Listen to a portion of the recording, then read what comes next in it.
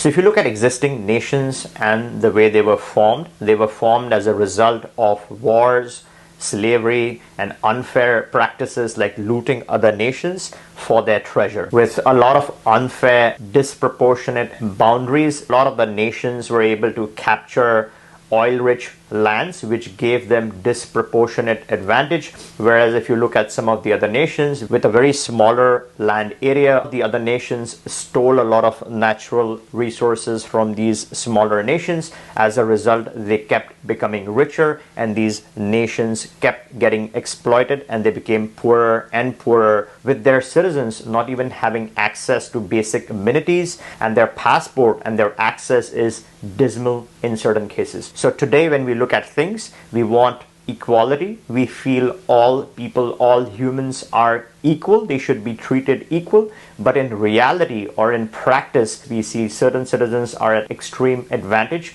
just because of this historical unfairness. There is absolutely nothing that's being done to rectify some of these issues. Poorer nations continue to be poor. The citizens from these nations continue to hold very poor passports, very less opportunities as compared to some of the other richer nations. So these are some of the major disadvantages that exist in the world today. And these are outdated concepts of the 1940s. There has been nothing on this front that has been done to correct this problem. And that is where a nation like Crynesia is a step in the right direction. It does not have any such disadvantages. It does not have the disadvantages of a boundary because it plans to be a fully blockchain-based digital nation.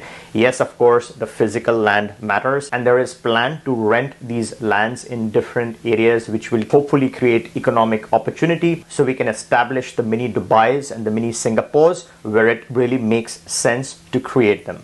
So this is a nation for the future with no discrimination, no disadvantages of the 1940s. So people can choose to either believe in it or not believe in it. It's entirely up to them.